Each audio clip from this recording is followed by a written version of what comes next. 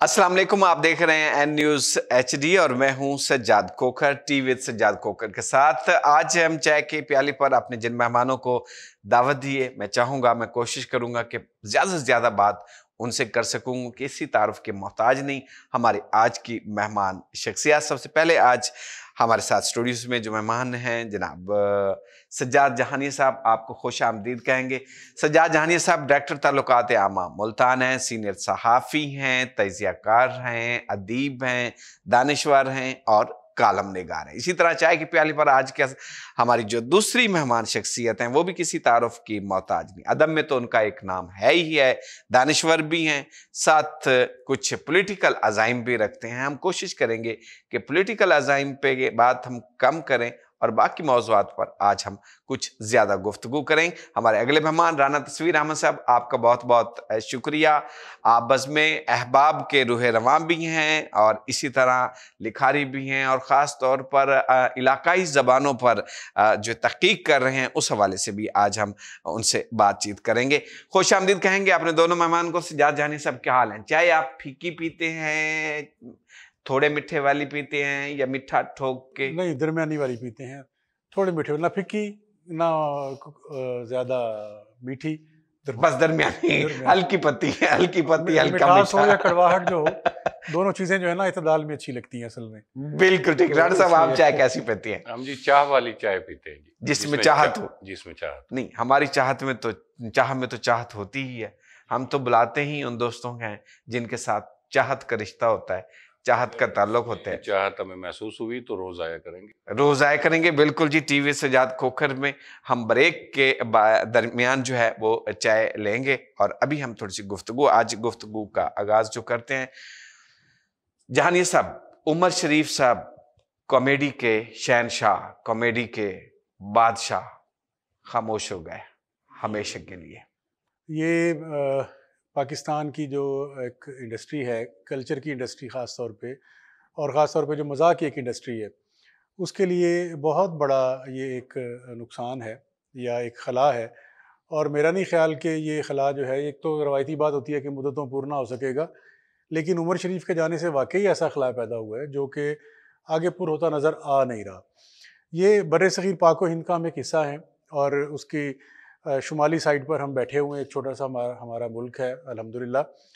और लेकिन कुछ शोबे ऐसे हैं जिसमें हम पूरे बर्र-ए-सग़ीर पे हम हुक्मरानी कर रहे हैं। जैसे ड्रामा है, टीवी ड्रामा ख़ास तौर पे, उसमें पाकिस्तान का कोई सानी नहीं है। फ़िल्म में हम थोड़ा सा पीछे रह गए, बाकी फ़ोक म्यूज़िक हो गया। और कॉमेडी एक और दूसरा ऐसा शोबा है जिसके अंदर के हम लीड कर रहे थे पूरे बर्र-ए-सग़ीर में। और वो जो कुछ इस कॉमेडियंस कह लें या इस शोबे से वाबस्ता जो हज़रात कह लें, वो यके बाद दीगरे जो है वो हमें छोड़ते जा रहे हैं।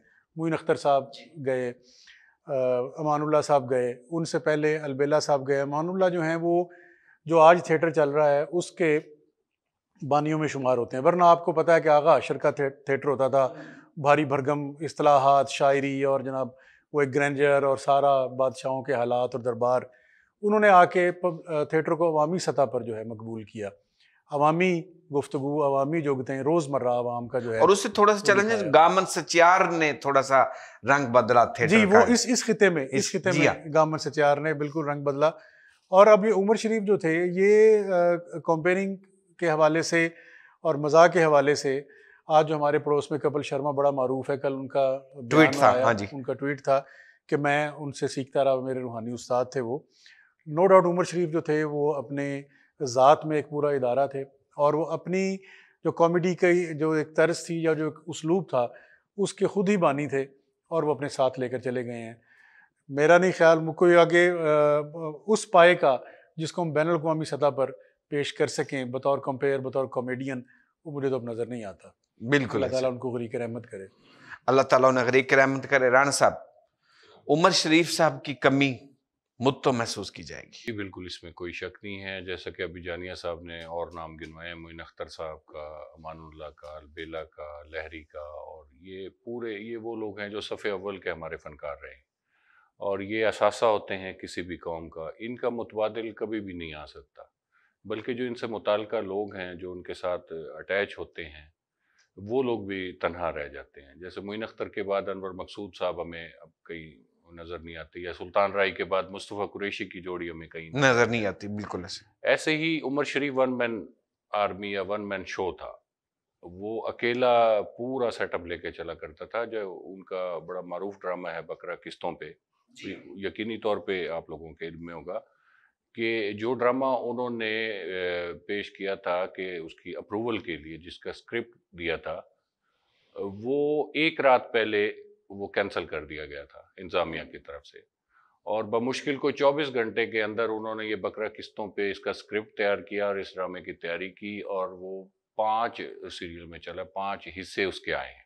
बिल्कुल और ऐसे। मुल्की और बैनुल अक़वामी सतह पर बहुत पज़ीराई मिली, और बहुत से लोग, जैसे हमारे यहाँ छुप छुपा के जिस तरह वीसीआर पे चीज़ें देखी जाती थी और जगहों पे भी ऐसा ही होता था, तो उससे बहुत सारे कॉमेडियन, बहुत सारे जो क्योंकि वो सरहदों का कैदी नहीं रहता, वो एक लाजवाल किरदार की सूरत में हमारे सामने आते हैं। इस किस्म के जो भी बड़े फ़नकार हैं, मेहदी हसन खान साहब हैं, मैडम मलका तरन्नुम नूरजहाँ हैं, नुसरत फ़तेह अली ख़ान हैं, ऐसे ही इन लेजेंड्स में हम अगर देखें तो उमर शरीफ का नाम भी उन्हीं में शामिल होता है। बिल्कुल ऐसे। सज्जाद जानिया साहब, थिएटर कहाँ नज़र आ रहा है आपको आने वाले वक्तों में? उमर शरीफ गए, अलबेला गए, बहुत सारे जो बड़े नाम थे थिएटर के, वो तो खामोश हो गए हमेशा के लिए।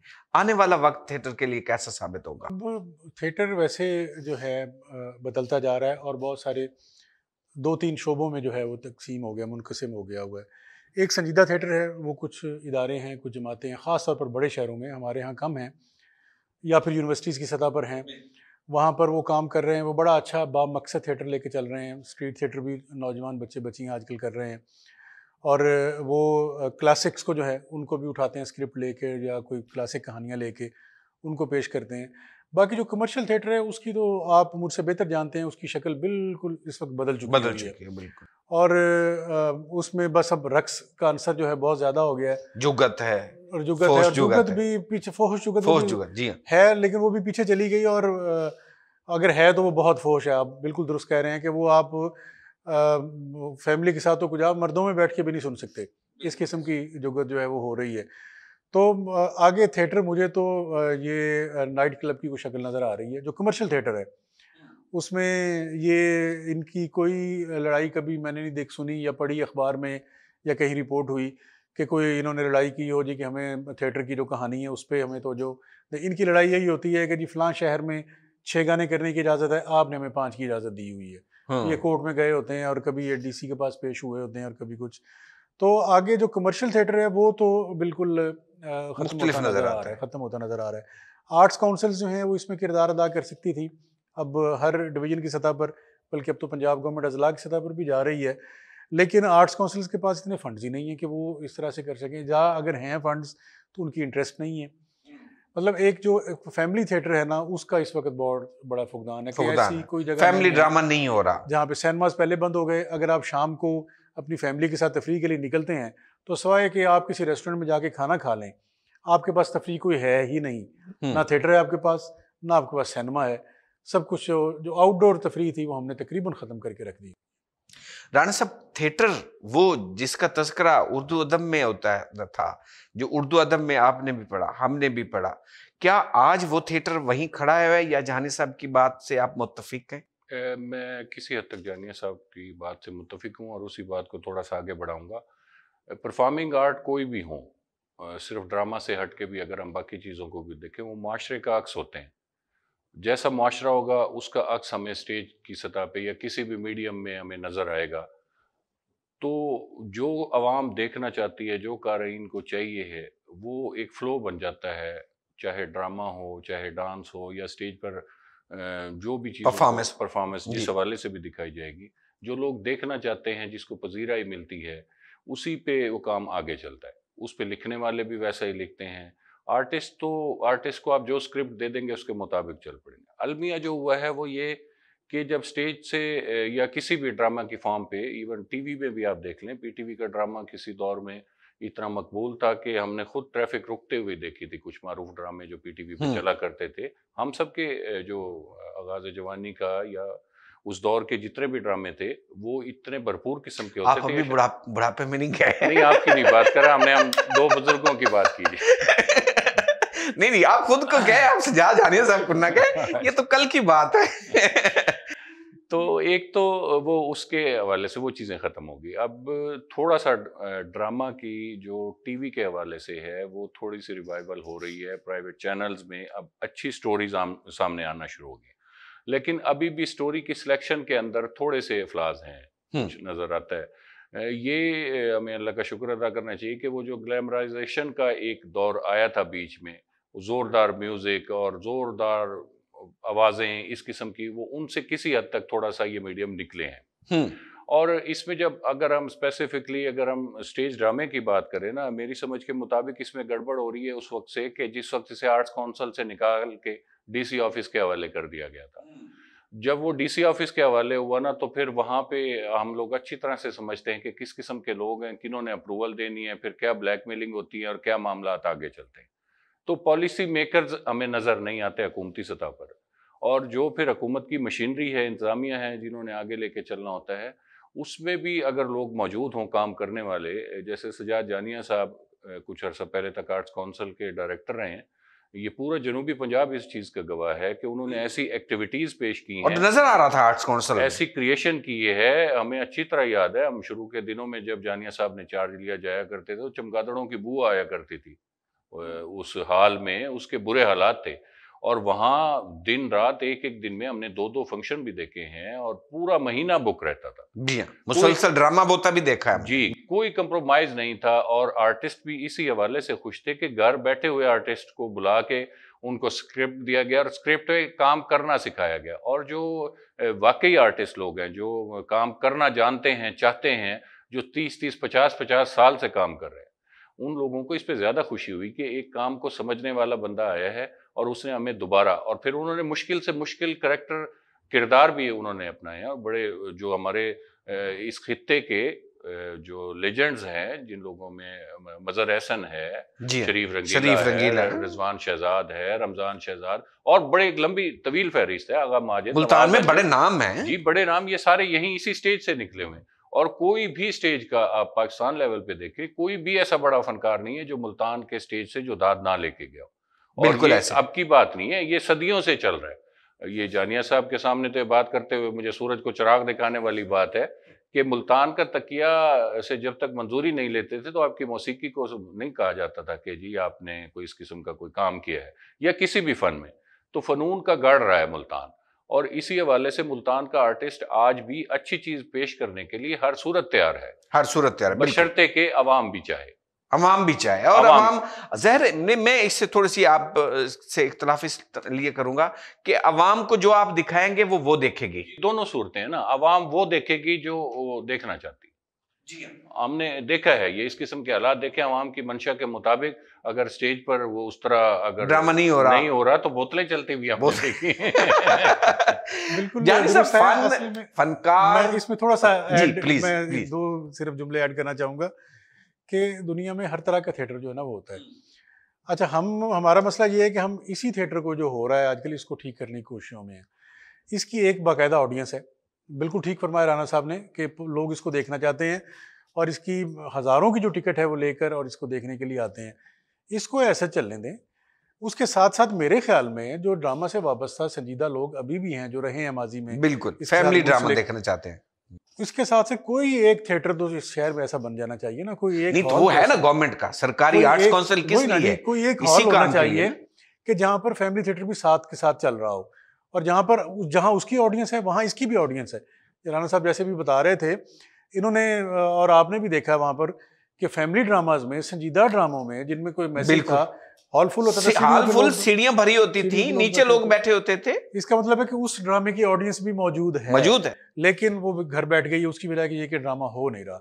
तो जो हमारे डायरेक्टर्स हैं खास तौर पे, जो हमारे आर्ट्स काउंसिल हैं खास तौर पे, और जो हमारे पुराने फनकार जैसे बहुत सारे नाम लिए राना साहब ने, इनको चाहिए कि ये उसको चलने दें जैसे चल रहा है कमर्शियल थिएटर। उस पे उसकी जो ऑडियंस है, उसको पब्लिक है, वो देखती रहे, लेकिन आप साथ एक नया घर बनाएं, कम से कम एक नया घर बनाएं और एक नया घर बसाएं। एक नया घर बसाएं। मैं ये नहीं कहूंगा कि दूसरी शादी करें।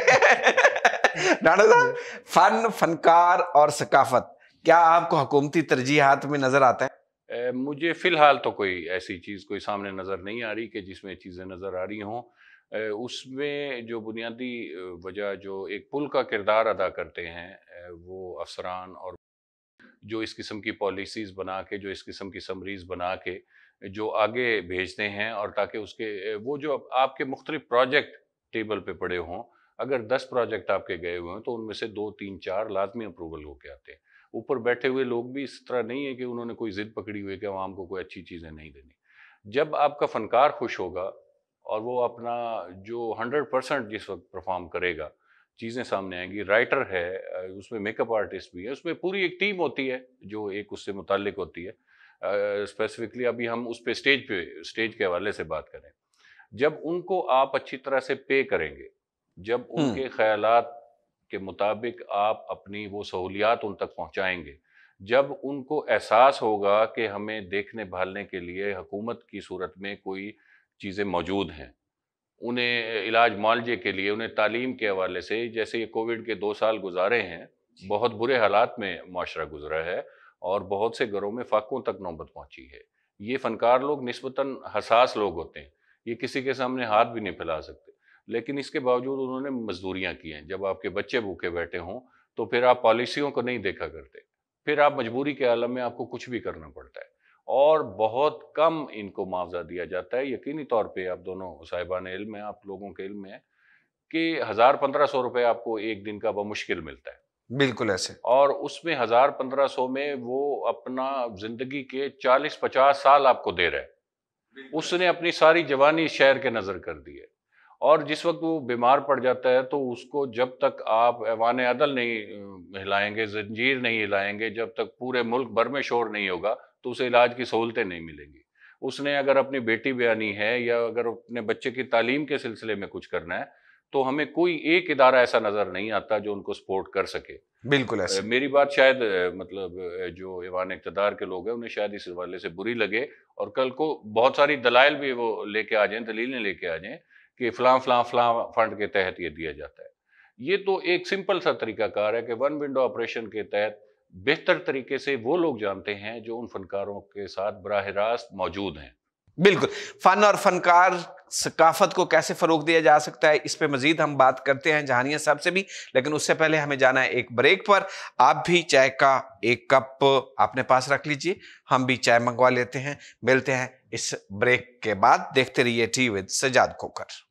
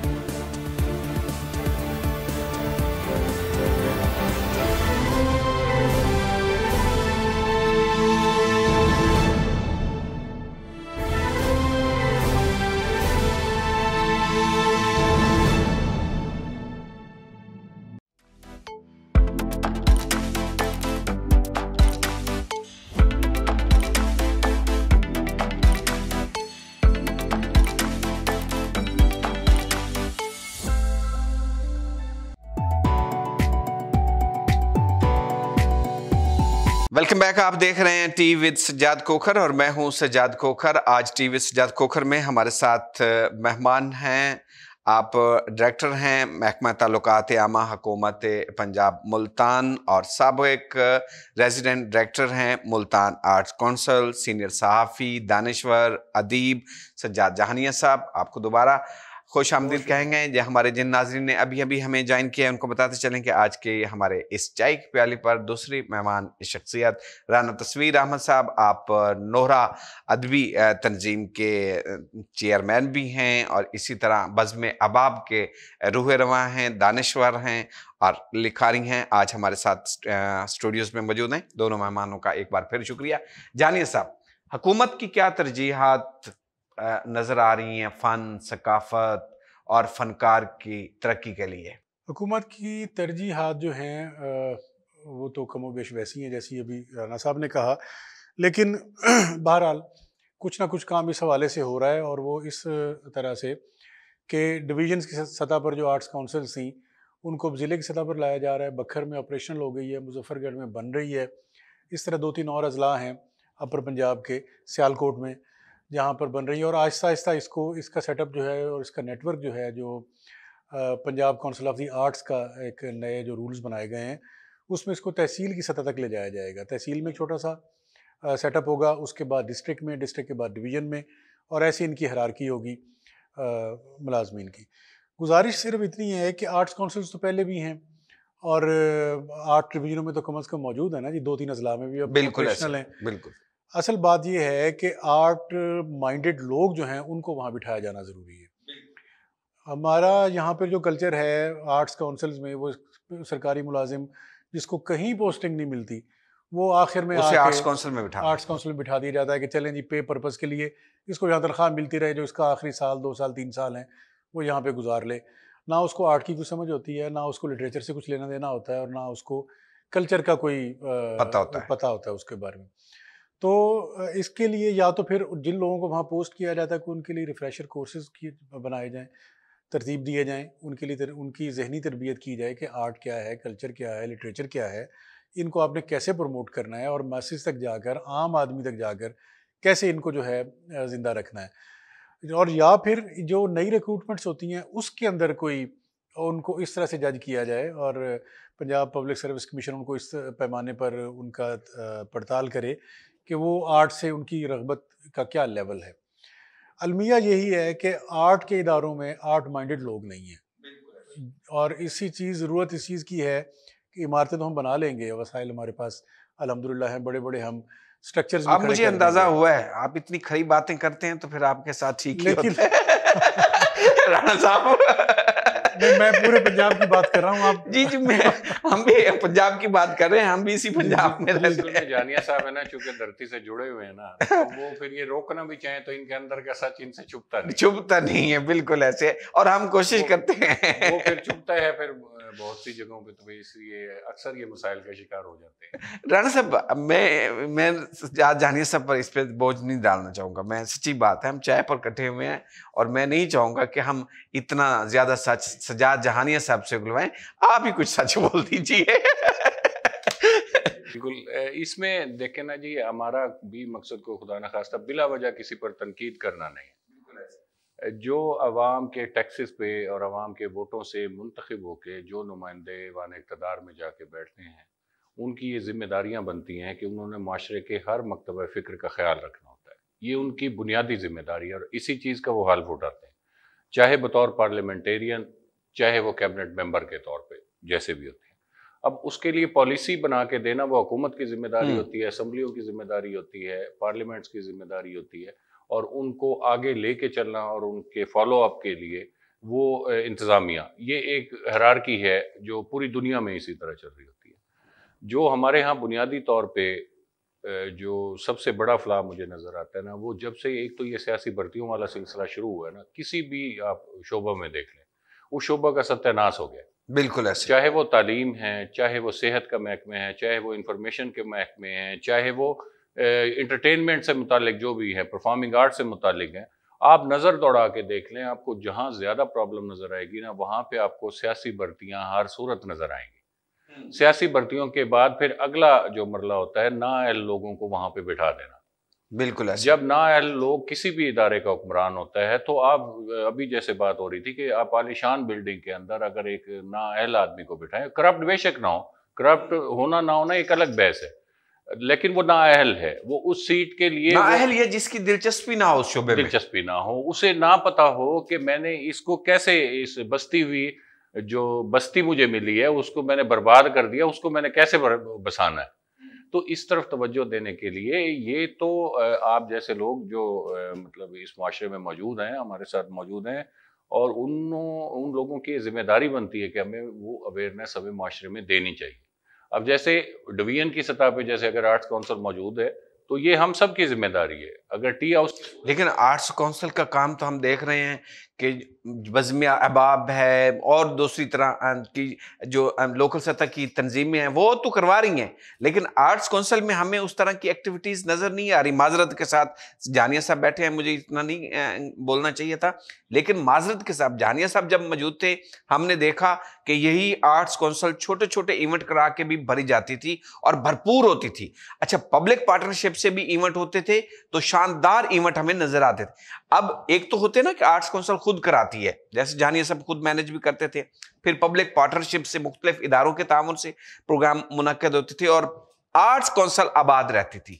अब एक तो कोरोना ने तबाही मचा दी, कोरोना ने रही सही कसर पूरी कर दी, और दूसरा यह है कि हमने अगर काम नहीं करना तो हम भी कह देते हैं कोरोना है जी। वो काम राना तस्वीर साहब आपने तस्वीर महल में बैठ के एक शोबिज की तकरीब सजा लेते हैं, एक म्यूजिक का फंक्शन कर लेते हैं, दोस्तों की महफिल में गैदरिंग कर लेते हैं, लेकिन आर्ट्स काउंसिल नहीं कर सकती। जी बिल्कुल। इसमें अब वो फिर चूंकि गुफ्तगू मुस्ताइश बाहिमी में ना चली जाए कहीं, अब मैं तो आपको जानिया साहब से दूसरी तरफ लेके आता हूँ ताकि इनकी तरफ है ना कैमरे की निगाहें ज्यादा ना हो, लेकिन आप घुमा फिरा के हमें फिर वहां ले आते हैं। नहीं, मैं आपकी तरफ इसलिए एक दो चीजें हैं, अब वो मैं कोई खुदा न खासा इसलिए नहीं कह रहा कि जानिया साहब मेरे साथ बैठे हैं। जब एडमिनिस्ट्रेटर बेहतर बैठा होता है ना, उसे पता है कि चीजों को कैसे लेके चलना है, तो वो बेहतर तरीके से चीजों को परफॉर्म करते हैं। अब बहुत सारी तकरीबात ऐसी होती हैं कि आर्ट्स काउंसिल में अगर आप इन टाइम नहीं पहुंचते थे जानिया साहब के दौर में तो आपको सीट नहीं मिलती थी। बिल्कुल ऐसे। मेरी फैमिली देर से आई है तो मेरी फैमिली सीढ़ियों पे बैठी है। मेरी फैमिली कई दफा ऐसा हुआ है, तो ये सब के साथ हुआ है। ये मेरिट सबके साथ होता है। और भी एक दो चीजें ऐसी हैं जो अगर आप इजाजत दें तो मुझे, जो तकरीबात के दौरान जो पेनाफ्लेक्स लग जाते हैं, वो पेनाफ्लेक्स लगने के बाद वो उधर जाते हैं, वो स्टोर का हिस्सा बन जाते हैं, तो बहुत से दोस्तों को उनकी जरूरत होती है। अब ये एक छोटी सी मिसाल मैं आपको एक दे रहा हूं खुल के बता तो बहुत से जानिया साहब के ऐसे दोस्त जिनका सुबह शाम इनके साथ उठना बैठना होता है, हम उनके गवाह हैं। उन्होंने कहा ना जी कि वो कोई हमें वो इस किस्म के जो आपके लिए तो ज़ाया है, हम उसकी कीमत देने के लिए तैयार हैं। नहीं जी, उसकी नीलामी होगी, आप नीलामी में बैठें, जो कीमत उसकी तय होगी वो वहां पे करें, उसकी कमेटी है, मेरा उसे कोई कंसर्न नहीं। तो ये दो मिसालें इसलिए दी हैं कि एडमिनिस्ट्रेटर अगर बेहतर बैठा हो तो वो हर शोबा का ख्याल रखता है। फनकारों का, बहुत सारे फनकारों का, मैं खुद अब जैसे मेरी हरियाणवी कम्युनिटी से मेरा ताल्लुक है, एक ऐसा फनकार जिसने अपनी सारी जिंदगी इस शोबिस की दुनिया को दे दी, और कुछ नाम ऐसे हैं कि जिनको देखने के लिए, सुनने के लिए, क्योंकि ये मीडिया तो अब बहुत सारा है ना, पहले जैसे आपने सुचियार की बात की, इसी किस्म के स्टेज सजाए जाते रहे हमारे यहाँ, जैसे सॉन्ग भरे जाते थे, जो इस किस्म के रागनियों की सूरत में जो स्टेज लगाए जाते थे, कई कई दिन चलते थे वो देहातों में। उसके दो तीन बड़े फनकार थे, एक आजा नसीना थी, उसको देखने, उसको सुनने के लिए बड़ी दूर दूर से लोग आते थे। आजा नसीना, बिल्कुल ऐसे ही उसी टीम का उन्हीं लोगों में से एक फनकार था सदीक रेडिया। वो अब अल्लाह को प्यारा हो गया, अपनी काफी गुर्बत की जिंदगी और काफी मुश्किलात से गुजर की। अब वो सजाद जानिया साहब को ये बात पता नहीं कैसे पता चल गई कि नाला वली मोहम्मद के अंदर फनकारों का एक पूरा खानदान एक बड़ी तादाद में आबाद है। इन्होंने वहां जाती तौर पे जाके वहां अपनी तौर पे तहकीकात करा के और इस किस्म के जो हकदार लोग हैं उन तक हक पहुंचाया। अब एक बंदा जिसे दवाई लेने के लिए 100 रुपए नहीं है, उसको जाके 25,000 रुपए उसके घर पे जाके दे रहे, तो कितनी दुआएं समेटते हैं। वाह वाह, तो शानदार। ये जब आप हकदार तक हक पहुंचा देते हैं तो वो फिर वो उनको उसका अजर हर सूरत में मिलता है। फन से लव ऐसे नहीं हो जाता जानिया साहब, उसमें अंदर जाना पड़ता है। और हम देखते हैं कि जहानिया साहब जब आर्ट्स काउंसिल में आते हैं तो उन्होंने गाना शुरू कर दिया। मौसीकी की एकेडमी में जाते हैं तो वहां बैठ के बिल्कुल उनके साथ फनकारों के साथ गाना शुरू कर। ये है कि जब आप फनकार के साथ फनकार की लेवल पे आके, जब आप फनकार के साथ फनकार की लेवल पर आकर बात करेंगे तो फिर फनकार आपको अपना हाल बताएगा और जरूर बताएगा। जहानिया साहब, आप आर्ट्स काउंसिल में नहीं हैं, लेकिन हम आपको देखते हैं आप मुख्तलिफ म्यूजिक अकेडमियों में अब भी जा रहे होते हैं, फनकारों से यराने अब भी उसी तरह आपके हैं, अदीबों से दानिश्वरों के साथ उठना बैठना, टी हाउस में उठना बैठना अब भी उसी तरह जारी और सारी है। ये क्या मोहब्बत बचपन से? हम तो आपको 1998-97 से जानते हैं। आपसे गुजारिश की ना अभी कि जिसको कहीं पोस्टिंग नहीं मिलती ना उसको आर्ट्स काउंसिल में पोस्ट कर दिया जाता है। मेरे साथ 2017 में गवर्नमेंट नाराज हो गई। आपको पता है मैं कॉलम लिखता हूँ जी एक बिल्कुल अखबार में। बिल्कुल, आपके कॉलम से तो नाराज हुई थी जो उस वक्त की गवर्नमेंट थी वो एक 28 दिसंबर 2016 को एक कॉलम छपा और उसका रिएक्शन ये हुआ कि 2017 के जनवरी में स्टार्ट 7 तारीख को मेरी ट्रांसफ़र कर दी गई। और ट्रांसफ़र करके भी वो उस वक्त कुडे लाइन होटल की लगा तरह दिया से गया। कुडे लाइन लाहौर ओएसडी टाइप, ना बैठने की जगह, ना कोई कुर्सी, ना कोई मेज़, ना कोई कमरा, कुछ भी नहीं। तो घूम फिर के आपके पास बैठ के चाय पी ली, राना साहब से गपशप कर ली, दिन गुजर रहे थे।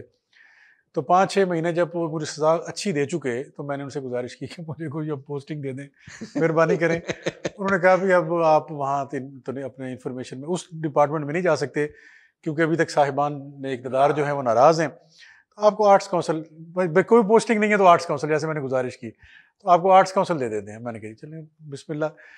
और जैसे आप 97-98 से जानते हैं, आपको पता है कि ये फनकारों में उठना बैठना तो ये बिल्कुल शुरू ऐसे। से है। तो वो इत्तेफाक से मेरा इंटरेस्ट की चीज़ थी, मुझे जगह अपनी इंटरेस्ट की मिल गई। तो वो सिलसिला था, आप सारे दोस्तों के ताबुन से, राना साहब, फयाज़ अमान साहब और आप जैसे अहबाब जो हैं उनके ताबुन से ये वो टाइम 2 साल बहुत अच्छे गुजरे। जुलाई 2017 से जुलाई 2019 एग्जैक्ट 2 साल है, बिल्कुल ऐसे। बहुत अच्छे गुजरे। उसमें मैंने जो ज़ाती तौर पे सोचा वो ये था कि जब मैंने वहाँ जाके देखा तो वहाँ वसाइल अच्छे खासे थे। ये खाम आर्ट्स काउंसिल के वावेले सुनते रहते थे कि वसाइल नहीं है या वो नहीं है, लेकिन वसाइल ठीक थे वहाँ। उस वक्त तक ठीक थे, अब नहीं है क्योंकि अब पंजाब गवर्नमेंट ने उनके जो अकाउंट्स थे वो सारे वहाँ ट्रांसफ़र करवा लिए हैं। उस वक्त तक हम जो कमाते थे वो हमारा होता था, हमारे पास यानी आर्ट्स काउंसिल जो कमाती जो हम थी, हाल रेंट पे देते थे या और जो तकरीबात होती थी उसका जो रेंट हमें आता यहाँ था, का बजट यहाँ इस्तेमाल होता हमारे था। अपना अकाउंट था उसमें था और उसमें हम कर लेते थे। एलोकेशन तो लाहौर से होती थी, लेकिन बाज़ औक़ात किसी हेड में अगर फंड्स नहीं है तो हम इस्तेमाल कर लेते थे, फिर एलोकेशन आती थी तो उसमें हम एडजस्ट कर देते थे। तो अब वो सूरत हाल नहीं है। तो मैंने सिर्फ एक सिंगल पॉइंट एजेंडा रखा। लाहौर से बड़े 2 साल के दौरान लोग आए, लेटर लेके एग्जीक्यूटिव डायरेक्टर का या सेक्रेटरी साहब का कि जी इनको मुल्तान में, ये लाहौर के कवाल हैं बहुत अच्छे, इनको मुल्तान में एक शो दें। और इन लाखों में पेमेंट्स होती हैं, आपको पता है। वो अल्लाह उनको खुश रखे, समन राय साहिबा हमारी आजकल DGPR हैं, उन दिनों हमारी एग्जीक्यूटिव डायरेक्टर थी। उनको वो लिख दिया करती थी अपने किसी प्रेशर के तहत। तो फिर जब मैं उनको फ़ोन पे कहता था, मेरा एक ही पॉइंट का एजेंडा था कि थोड़े हैं ज़्यादा हैं, जितने भी फंड्स हैं वो मुल्तान आर्ट्स काउंसिल के फंड्स पर मुल्तान के फनकारों का हक है। बिल्कुल। एक कवाल को जो लाहौर से आया हुआ है 3 लाख रुपए देकर खाली हाल में सुनवाने की बजाय उससे मैं 3 ड्रामे कर सकता हूँ, जिसमें 20 लोगों को पैसे मिलेंगे फी ड्रामा। तो बस ये सिंगल पॉइंट एजेंडा रखा जी। और इस एजेंडे के तहत जो है स्टेज पे जो भी आया ना, कोई म्यूजिशियन से लेके और सिंगर तक या ड्रामा आर्टिस्ट तक जो भी है, पेमेंट के बगैर उन 2 सालों में कभी कोई बंदा जो है ना, किसी को हमने फटीक कभी नहीं दी। क्यों दें फटीक जब एक फंड्स हैं? हाँ, और ये इदारा फंड्स मौजूद हैं है। ही, इदारा है ही उन्हीं फनकारों का और ये फंड्स उनकी अमानत हैं, ये उन तक पहुंचने चाहिए। बस इस सिंगल पॉइंट एजेंडे के तहत काम किया। ऊपर एग्जीक्यूटिव डायरेक्टर साहिबा अच्छी थी, वो सपोर्ट करती थी, वो कहती थी आपका ये मौक़िफ़ बिल्कुल ठीक है। तो सिलसिला लेके हम चलते रहे और बस 2019 में फिर गवर्नमेंट जब चेंज हो गई तो उन्होंने कहा जी अब आप वापस अपनी जगह पे चले जाएं। तो मैं वापस अपनी जगह पे चला। अपनी सीट पर आए। हाँ। मैं इन तरफ जानी सब की तरफ जाऊंगा। इनका सहाफत का जो सफ़र है उस हवाले से थोड़ा सा हम ज़रूर पहलू पे बात करेंगे, लेकिन ज़बान व अदब, इलाकाई ज़बानों की अगर हम बात करते हैं, जिस तरह हम फ़न की बात करते हैं, सकाफ़त की बात करते हैं, राणा साहब, इसी तरह क्या इलाकाई ज़बानों के फ़रोग के लिए हुकूमत की कोई तरजीहात आपको नज़र आ रही हैं? हुकूमत कुछ करना चाह रही है, कुछ करने वाली है? कुछ हम अभी देख रहे हैं कि जैसे पिलाक जैसा इदारा है और यहाँ अब एक पंजाब गवर्नमेंट का रेडियो भी चल रहा है, वो मुख्तलिफ डिवीज़नों में उनकी फ्रिक्वेंसी की लोकेशन हुई है कि वो उन्होंने स्टार्ट करने हैं अपने रेडियो चैनल्स को। तो क्या आपको लगता है कि पंजाब गवर्नमेंट इलाकाई ज़बानों की तरक्की और तरवीज के लिए भी ठोस इक़दामात करेगी? ऐसा अगर हम उनके सियासी बयानों के हवाले से अगर देखें, अगर हम उनकी पॉलिसीज़ के हवाले से देखें, अगर हम उनकी कैटलॉग उठा के देखें पंजाब गवर्नमेंट की, तो हमें किताबी सूरत में बहुत सारी चीज़ें नज़र आ जाती हैं। ऑन ग्राउंड ऐसी चीज़ें अभी कुछ बज़ाहिर नज़र नहीं आ रही। इस हुकूमत के 3 साल तकरीबन पूरे हो चुके हैं और इसमें एक तो इतनी गैर मुतवक्के किस्म की सूरत हाल है, इंतज़ामी अफसरान के साथ साथ और दीगर अफसरान का भी नहीं पता होता कि वो कितने अरसे के लिए आए हैं और कितने अरसे बाद उन्होंने चले जाना है। उसकी ऐसी गैर मुतवक्के सूरत हाल में हर महकमा परेशान है सरकारी सतह पर। और अगर आप आवाम की तरफ अगर आप देखेंगे तो आवाम को हमें कहीं नज़र नहीं आ रहा कि किसी भी शोबा में उनको किसी किस्म का रिलीफ मिल रहा हो, चाहे वो एंटरटेनमेंट का शोबा हो, चाहे वो माशी तौर पे हो, चाहे वो समाजी तौर पे हो, किसी भी हवाले से हमें ऐसी पॉलिसीज़ कोई बज़ाहिर नज़र नहीं आ रही। अगर पॉलिसीज़ मौजूद हैं और उनको पब्लिक नहीं किया गया तो इसमें ज़िम्मेदारी उनकी कैबिनेट की है, उनके मुशीरान की है। एक जो फ़ौज ज़फ़र मौज हर जगह मौजूद है, ऊँटों वाली गाड़ियाँ हमें हर जगह नज़र आती हैं। जो अगर कोई बड़ा अगर हुकूमत का ओहदेदार ज़िम्मेदार अगर आ गया है तो वो हुकूमत जिसने प्रोटोकॉल का हमेशा मुखालफत की है और उसी प्रोटोकॉल की मद में यहाँ घंटों ट्रैफिक हम रुकी हुई देखते हैं। आप सब हम लोग जानते हैं कि ये सदियों पुराना, सैकड़ों हज़ारों साल पुराना शहर है। इसकी सड़कें इतनी वसअत में नहीं हैं। यहाँ ट्रैफिक अगर एक सड़क पे रोक दी जाएगी तो पूरा शहर जाम हो जाता है। बिल्कुल ऐसे। और ऐसी सूरत हाल में जिस वक्त आप आवाम को तंग करने के लिए आते हैं तो फिर आप में और बाकियों में जो तब्दीली का नारा लेके आए थे कोई खास फर्क हमें नजर नहीं आता। अब जहां तक पब्लिक तक उसके सम्राट पहुंचने की बात है, पब्लिक तक सम्राट हमें बज़ाहिर कोई ऐसे नजर नहीं आ रहे कि जिसकी बुनियाद पर हम कह सकें कि किसी हालत में बाकी हुकूमतों की निस्बत इनमें फ़र्क है।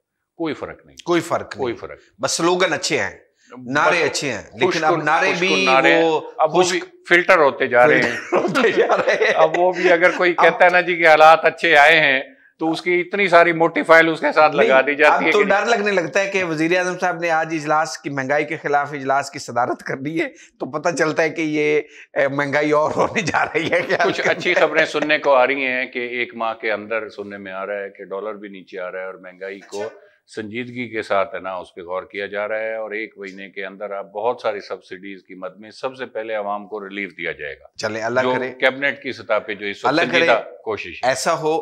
हम उम्मीद करते हैं, हम ख्वाहिश भी करते हैं। एक ब्रेक का वक्त हो रहा है, लेकिन ब्रेक के बाद जब हम राना साहब वापस आएंगे ना तो हम दोनों ने जो बात करनी है वो जहानिया साहब से करनी है।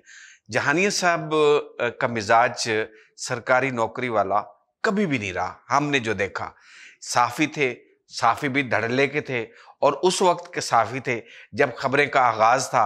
और खबरें का जब आगाज़ था तो आप जानते हैं क्या स्लोगन था, क्या उस वक्त नारा था उस अखबार का और उसके लिए क्या जदोजहद की उस वक्त के सहाफ़ी कारकुनों ने। तो हम थोड़ा सा जानेंगे सहाफ़त से ब्यूरोक्रेट तक के बनने का जो सफ़र है सजाद जानिया का, वो कैसा है। लेकिन उससे पहले एक ब्रेक। देखते रहिए टी विद सजाद खोखर। मिलते हैं ब्रेक के बाद।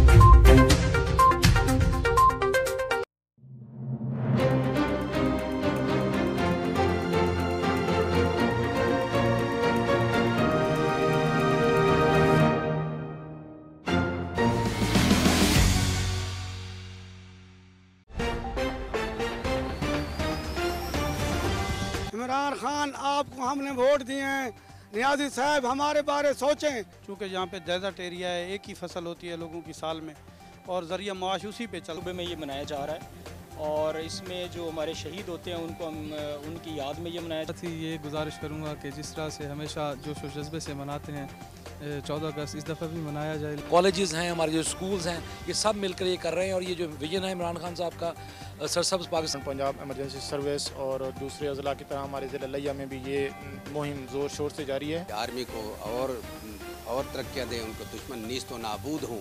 कोई आला अफसर आए और इस मुल्क को आगे संभाले, कंट्रोल करे, क्योंकि आर्मी के अलावा हमें कभी भी सहूलत नहीं मिली। जान जान पाकिस्तान, दिल दिल पाकिस्तान। इतवार की शाम 7:05 पर।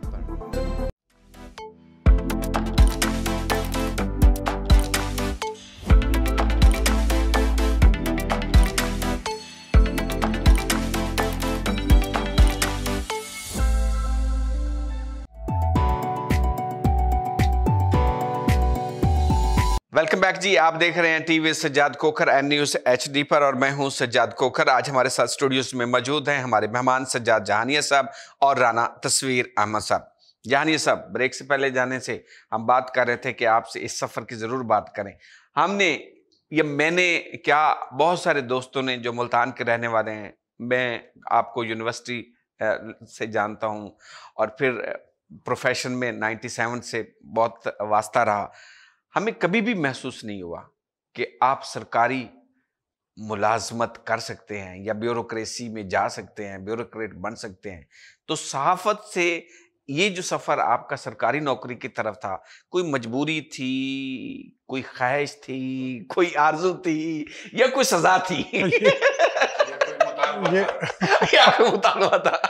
ये मार्फत की बातें कर रहे हैं राना साहब, क्योंकि उस बैकग्राउंड से वाकिफ़ हैं। और लेकिन ये वो ज़माना, जैसे आपने ब्रेक पर जाने से पहले कहा, वो बड़ा अच्छा ज़माना था। 95-96 की बात कर रहा हूँ।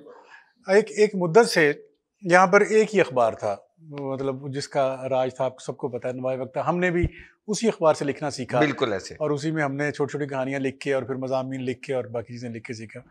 और उसके बाद जो 1995 का दौर है, वो दौर है जब यूनिवर्सिटी से मैस कम्युनिकेशन का पहला बैच निकल रहा था। बिल्कुल सीनियर जफर आहिर साहब, सजाद बरी साहब, ये हमसे सीनियर थे, वो निकल रहा था, शेख और ये पूरा तो, और उनके पीछे पीछे हम निकल रहे थे। तो उन्हीं दिनों खबरें ने यहाँ से साउथ पंजाब से अखबार निकालने का डोल डाला। तो ये जो हम लोग थे, इत्तेफाक से हम सारे उस वक्त फ्रेश निकले थे, उस बानी टीम में आ गए। 95 में शुरू ना हो सका, मैंने 95 में ज्वाइन कर लिया था। ताहिर शेख साहब भी थे और 97 में बहरहाल ये निकला। और उस वक्त ये सारी टीम जो आजकल बड़े सीनियर लोगों पर मुश्तमिल है, सहाफ़ियों पर मुश्तमिल है, ज़फ़र आहिर साहब हो गए, शकील अंजम साहब हो गए और दीगर बहुत सारे लोग जो थे, वो ख़बरें की उस वक्त की इब्तदाई टीम थी। और उसका फिर फ़ायदा ये हुआ कि 97 में जिन्होंने जर्नलिज़म शुरू की, 2000 के बाद 2001-2 से यहाँ बेशुमार और अखबारात आने शुरू हो गए, कौमी अखबारात। तो 5 साल के अंदर अंदर वो जो 5 साल पुराने नौजवान लड़के थे, वो सारे के सारे सीनियर होने लग गए एकदम से, क्योंकि इंडस्ट्री बढ़ी एकदम से, उनको ज़रूरत पड़ी न्यूज़ रूम को भी, रिपोर्टिंग को भी, बाकी शोबों को भी, सबको। तो ये जो थे ये सीनियर्स शुमार होने लग गए।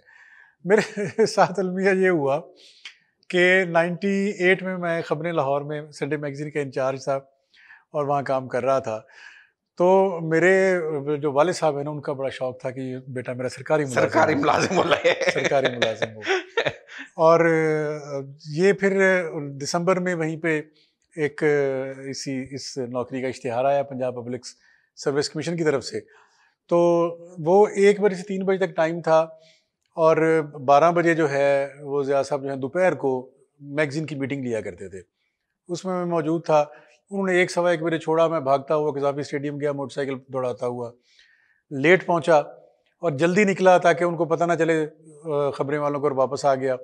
1.5 घंटे वाला पेपर जो मैंने कम बेश घंटे में किया, लेकिन वो क्लियर हो गया। और उसके बाद एक तवील इंटरव्यू हुआ, फिर वो भी क्लियर हो गया। लेकिन अलमिया ये हुआ, जब मैंने बखर में पहली पोस्टिंग हुई और मैंने पहली तनख्वाह ली, उस वक्त सरकारी मुलाजमों की तनख्वाहें बड़ी शर्मनाक हुआ करती, बहुत कम होती थी। मैंने भी इसी तरह एक सरकारी नौकरी को ठुकरा दिया था, ज्वाइन नहीं की थी। मैं उस वक्त 99 में ख़बरें लाहौर में 7000 ले रहा था पर मंथ, और मुझे जो पहली तनख्वाह मिली वो 4600 रुपये मिली 17वें ग्रेड के अफसर को। लेकिन खैर उसके बाद ज़िया साहब ने आपको रोका था कि आप ना जाएं। उन्होंने बहुत रोका और वो नाराज़ भी थे, मेरी शादी के लिए आए हुए थे, वलीमे के लिए, लेकिन उसी दिन उनको पता चला कि इसकी नौकरी हो गई है, वो नहीं आए, फूल भिजवा दिए, यहाँ पहुँच के भी वो शादी में नहीं आए। वो हमेशा अल्लाह उनको गरीक रहमत करे, बड़ी शफ़क़त करते थे और बड़ी उनकी सरपरस्ती रही इस सारे सफ़र के अंदर। और लेकिन उसके बाद जो अब बहुत अरसा तक मैं कोई 2007-8 तक बल्कि 10 तक जो है कोशिश करता रहा फिर से मेरी एक दफ़ा वापसी हो जाए। उसके बाद फिर आपको पता है एक बूम भी बहुत ज़्यादा आया। जी हाँ। 2002 के बाद बहुत बूम आया और फिर अब जो पिछले 2-3 साल से इस गवर्नमेंट में फिर से एक शदीद किस्म का सवाल जो है बिल्कुल हम सब ने देखा, हमारे बहुत सारे दोस्त बेरोजगार हो रहे। तो इन ये पिछले 3 साल को देख के मैं कभी कभी सोचता हूँ कि शायद ये बेहतर फैसला था, क्योंकि मेरा मिजाज उस किस्म का नहीं था जिस किस्म का मिजाज दरकार था साफत में, दुकानदारी का मिजाज नहीं था तरक्की करने के लिए। जी जिस किस्म की तरक्की करने के लिए जो पिछले 15-20 साल में गुजरा है वो मिजाज चूँकि नहीं था, तो शायद मैं इतना कामयाब साफ़ी ना बनता, ना हो सकता जितना कि मेरे बाकी साथी या मेरे बाकी अहबाब जो हैं वो सारे हुए। तो बस ठीक है, अल्लाह का शुक्र है, यहाँ पे सिलसिला चल रहा है। वक्त डिसीजन हुआ। मेरे पछतावा होता है कि मैंने जर्नलिज्म छोड़ के गलती की? बिल्कुल पछतावा होता है। जब मैं देखता हूँ मेरे साथ के लोग जो हैं वो जब बड़ी एलिवेटेड जगहों पे बैठे होते हैं, लग्जरी मैं देखा लाइफ एंजॉय करते हैं, स्क्रीन पे उनको देखता हूँ कि वो कहाँ बैठे हुए हैं जिन्होंने मेरे साथ ही काम शुरू किया, तो मैं सोचता हूँ शायद मैं भी यहीं होता। तो कभी कभी फील होता है। और दूसरा ये है कि सरकारी मुलाजिम जो है वो सरकारी मुलाजिम भी रह जाता है। जब आप एक मिनिस्टर के साथ मैं काम कर रहा था तो मेरी हर चीज़ों को जो है वो चीज़ों को फॉर ग्रांटेड लिया जाता है। जानिए सब सच बोलने की तरफ जा रहे हैं, मेरे ख्याल है मुझे आपकी तरफ आ जाना चाहिए। ज़बान व अदब की तरवीज के लिए हुकूमत तो कर रही है, हमारे इदारे क्या कर रहे हैं, हम अपने तौर पर क्या कर रहे हैं? जैसे नोरा अदबी तंजीम है आपकी, आप हरियाणवी ज़बान व अदब पे अच्छा खासा काम कर रहे हैं। हमने इस तरह की कितनी ज़रूरत है हमारी तंजीमों को, अदबी तंजीमों को काम करने की? मैं बिल्कुल आपके सवाल का जवाब देता हूँ, लेकिन अगर आप मुझे इजाज़त दें मुल्तान का शहरी होने की बुनियाद पे, जो पिछला सवाल आप जो जानिया साहब के साथ जो ज़ेर बहस था उसमें मैं थोड़ा सा जी प्लीज़ अपना फिर, क्योंकि यहाँ का एक शहरी होने के हवाले से कुछ चीज़ें जो हमारे सामने आती हैं वो हमें कह देनी चाहिए।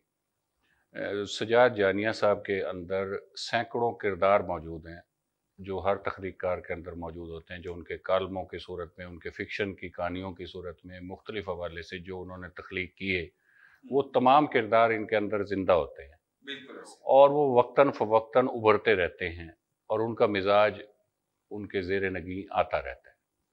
अगर हम एक लाइन में अगर सजाद जानिया साहब की शख्सियत को अगर समेटने की कोशिश करें ना, क्योंकि इस मौजू पे इनकी किताबें आती रहती हैं तो इज़हार ख्याल के लिए बोलना पड़ता है और कोई ना कोई पहलू रह जाता है बिल्कुल ऐसे। और अब भी मैं उसका अहाता शायद ना कर सकूं, लेकिन जो मैंने देखा ना सजाद जानिया साहब की शख्सियत में, हमें कभी कभी यूँ लगता है कि ये एक लिक्विड है, वो किसी भी पैमाने के अंदर आप डालें तो वो उस पैमाने के अंदर रह जाता है, लेकिन उस पैमाने में अगर तहर्रुक ना हो तो शदीद किस्म का ताफुन जो सजाद जानिया के अंदर पैदा हो जाता है, वो जब निकलता है तो वो बहुत शोर पैदा करता है। बिल्कुल ऐसे। और एक दफ़ा नहीं कई दफ़ा हमने इस किस्म का देखा है कि एक मिसाल के तौर पे मैं आपको पेश करता हूँ, जैसे एडिटर सजाद जानिया को अगर बतौर एडिटर देखा जाए, आपकी ज़िंदगी में सबसे अहम शख्सियत हर इंसान का बाप होता है, वालिद साहब होते हैं।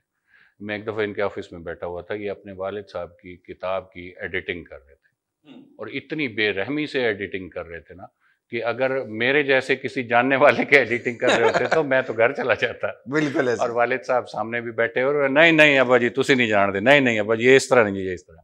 तो इनके अंदर एक ऐसा बेबाक इंसान मौजूद है और ये तो अपने प्रोफेशन से मुखलिस होना बिल्कुल। और ऐसे बंदे को कभी कभी हमें लगता है कि यही अगर शख्सियत अगर मुल्तान की बजाय किसी बड़े शहर में होती, लाहौर में, इस्लामाबाद में, कराची में, पेशावर में या कोयटा में होती, तो इनकी बहुत सारी जहतें हमें मज़ीद खुल के सामने आती। अब आपके सवाल की तरफ आते हैं। जो नोरा के हवाले से जो ये है कि ये जो अदब तो तमाम इलाकाई ज़बानें हमारी हैं, तमाम ज़बानों से हमें प्यार है, हमें मोहब्बत है सारी ज़बानों से। उन्हीं में से ये जो मेरी माँ बोली है, मेरी जो मादरी ज़बान है हरियाणवी ज़बान, ये काफ़ी कदीम कोई सैकड़ों हज़ारों साल पे मुहित है इसकी तारीख़ और जो हमारी कौमी ज़बान है उर्दू की माँ का दर्जा भी हासिल है हरियाणवी ज़बान को। उसमें कई थीसिस मौजूद हैं बड़े बड़े दानिश्वरों के, हमें उस तरफ जाने की उसमें ज़रूरत नहीं है। अभी हमारा इस प्रोग्राम के आगाज़ में जैसे ड्रामा के हवाले से आप बात कर रहे थे, तो ड्रामा आपको सबसे पहले इस ज़बान ने मुहैया किया। सांग की सूरत में यहाँ पे एक परफॉर्म किया जाता था कई 100 साल पहले, और यूरोप में तो बहुत बाद में ड्रामा आया है। अगर हम वो ज़्यादा नहीं 150 से 300 साल के अंदर अगर हम देखें चीज़ें नज़र आती हैं, उससे पीछे तो अच्छी खासी तारीखी है। लेकिन यहाँ बर सग़ीर में जो ड्रामा की सिनफ है ये बहुत पहले से मौजूद है, और उसे इसी तरह देहातों में, मेलों में और मुख्तलिफ जगह पे जाके परफॉर्म किया जाता था, और वो मंजूम भी हुआ करते थे और उसमें तरबिया भी हुआ करते थे, अलमिया भी हुआ करते, हर तरह की स्टोरी इसमें डिस्कस की जाती थी। अब भी बहुत चंद फनकार ऐसे हैं कि वो पूरे पूरे ड्रामे उनके सीनों में आज महफूज हैं। बिल्कुल ऐसे। और वो आज बहुत से लोग इसी तरह मट्टी तले जा सोए और हम उनको महफूज ना कर सके। तो नोरा की सूरत में हमने ये काविश शुरू की है कि ऐसा वो तमाम अदब जो हमारी नस्ल, आखिरी नस्ल है, अगर उसको महफूज ना कर पाई तो आने वाली नस्लों तक हम वो असासा नहीं पहुंचा सकेंगे, और आने वाली नस्लें हमसे ये सवाल ज़रूर करेंगी कि उस वक्त हम मौजूद हों या ना मौजूद हों, कि हमारे बुज़ुर्ग को बेहतर तरीके में हम तक हमारा सरमाया, हमारी जायदाद, हमारा असासा हम तक नहीं पहुंचा सके। उसी सिलसिले में ये काविश कर रहे हैं।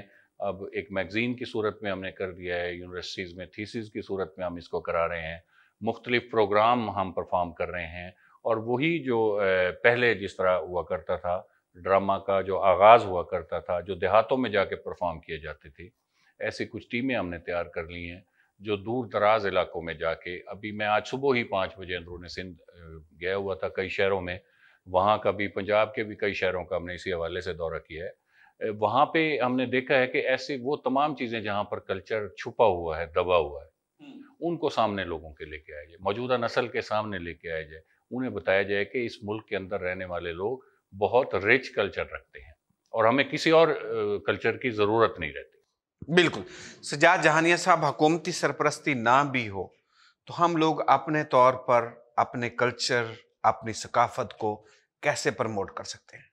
हुकूमती सरपरस्ती के बग़ैर कल्चर को, सकाफत को, ज़ुबान को कैसे प्रमोट किया जा सकता है, उसकी बेहतरीन मिसाल आपके स्टूडियो में आज मौजूद हैं। राना तस्वीर अहमद की सूरत में इनका जो मैगज़ीन नोहरा, और ख़ास तौर पे, और फिर इन्होंने माजी में जो प्रोग्राम्स करवाए मुशायरों के हवाले से, अच्छा इस खित्ते में रहते हुए एक मुद्दत से इस खित्ते में पैदाइश यहीं की है, हमें पता नहीं था कि हरियाणवी ज़ुबान में भी शायरी बाकायदा की जाती है, उसके अंदर बाकायदा अफसाना भी लिखा जा रहा है। ड्रामा तो खैर इन्होंने बताया कि बहुत पुरानी सिनफ है। और अब जो हुकूमत है, ये मैं इस हवाले से और आपके प्लेटफॉर्म के ज़रिए से मैं ये गुजारिश करना चाहूँगा कि हुकूमत जो है वो पिलाग, जैसे Punjab institute of language and culture है, उस तरह से यहाँ सिलाग बनाना चाह रही है। बिल्कुल, और उन्होंने यहाँ मुल्तान में एक अपना एफएम रेडियो भी शुरू कर दिया है। तो ये जो खित्ता जनूबी पंजाब है, ये मल्टीलिंगुअल खित्ता है। यहाँ पर उर्दू सराइकी तो हैं ही हैं, अक्सरियत में है, ज़ाहिर है उनका खित्ता है।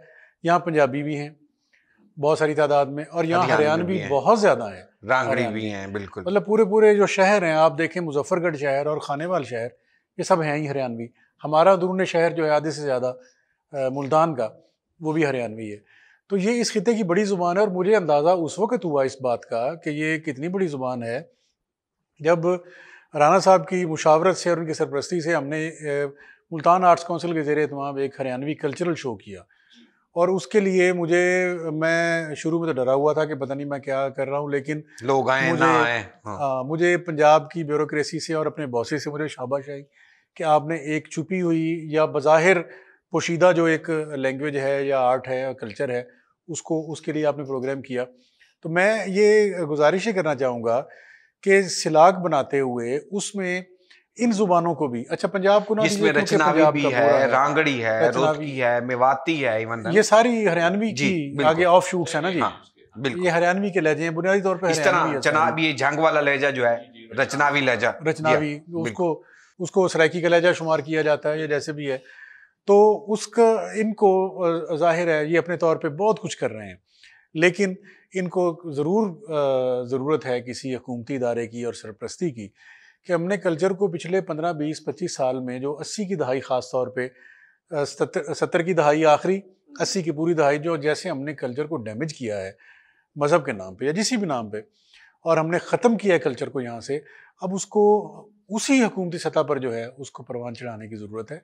और सारे कल्चर जो हैं वो अच्छे होते हैं, सारे कल्चर ज़मीन के निकले हुए होते हैं, और इसमें हरियाणवी कल्चर जो है उसको भी मैं समझता हूँ कि उतना ही मकाम दिया जाना चाहिए जितना कि बाकी ज़बानों का है। बाकी हमारे इस इलाके में, इस रीजन में बोले जाने वाली ज़बानी। हमारे आज के प्रोग्राम का वक्त जो है वो ख़त्म हो रहा है। चाय भी हम पी चुके हैं, 1 कप चाय का हम प्रोग्राम के बाद पियेंगे। जाते जाते मैं चाहूँगा कि आपका मैसेज हमारे देखने वालों के लिए क्या होगा, ख़ास तौर पर फ़न, फ़नकार और ज़बानो अदब की सकाफ़ती तरोीज के हवाले से। आज हमने बात ही सारी वही की, फ़न की और फ़नकार की और ज़बान की और अदब की, राना साहब की वजह से, क्योंकि ये हरियाणवी अदब को प्रमोट करने में मैं सिर्फ यही गुजारिश करना चाहूँगा कि अपनी ज़ुबान जो है, अपनी माँ बोली जो है, चूँकि हमने माँ की गोद से सुनी है, बल्कि माँ की कोख से सुनी है, और उससे हमें यकीनन प्यार है, ऐसे ही जो सामने वाला है उसको भी अपनी ज़ुबान से प्यार है। तो हमें एक दूसरे की ज़ुबान का, एक दूसरे की अदब का बाहमी एहतराम और बाहमी जो एक तकद्दुस है उसका ख्याल रखना चाहिए, और बर्दाश्त का जो है अंसर पैदा करना चाहिए। ज़ुबानों की बुनियाद पर लड़ना नहीं चाहिए, नफ़रतें नहीं फैलानी चाहिए। राणा साहब, बिल्कुल इसी बात को मैं आगे बढ़ाऊंगा। जैसे जानिया साहब ने कहा कि ये पाकिस्तान का सबसे पुरअमन खित्ता है जहाँ पे हम बैठे। यहाँ जहाँ मुख्तलिफ ज़बानें हैं, मुख्तलिफ तहजीब हैं, सकाफ़तें हैं, कल्चर हैं, मुख्तलिफ हवालों से लोग यहाँ पे मौजूद हैं। कभी भी इस किस्म का तसादम इस खित्ते में देखने में नहीं आया, और ये पाकिस्तान का सबसे खूबसूरत गुलदस्ता है। इस गुलदस्ता को सजाने में हम सब की जिम्मेदारी है। हम सबको उन तमाम खुशनुमा, खुश रंग फूलों को सजाने के लिए जो आबियारी हमारे ज़िम्मे है, वो हम सबको मिलजुल कर करनी। वाह, शानदार, बहुत बहुत शुक्रिया राना तस्वीर अहमद साहब। आपने इंतहाई मुफीद और मालूमात से भरपूर गुफ्तगू की। सज्जाद जहानिया साहब, हमने कोशिश की कि आप सच, पूरा सच ना बोलें, आधा सच बोलें, कोई याद नहीं आज की चाय पर। आपका भी बहुत बहुत शुक्रिया, दोनों मेहमानों को बहुत बहुत शुक्रिया। नाजरीन, एक छोटी सी दरख्वास्त हम जाते जाते आपसे करेंगे कि अपनी माँ बोली से प्यार कीजिए, अपनी माँ बोली से मोहब्बत कीजिए, और अपने बच्चों को अपनी माँ की ज़बान ज़रूर सीखने का मौका फराहम कीजिए। अपने बच्चों को अपनी माँ बोली जो है वो ज़रूर सीखने दीजिए और उनको मौका भी दीजिए। यही ज़बान आगे बढ़ेगी, फलेगी, फूलेगी, माँ की मोहब्बत साथ होगी। टीवी सज्जाद कोकर से सज्जाद कोकर को इजाज़त दीजिएगा। कल फिर आपसे मुलाकात होगी, तब तक के लिए अल्लाह हाफिज़। पाकिस्तान जिंदाबाद।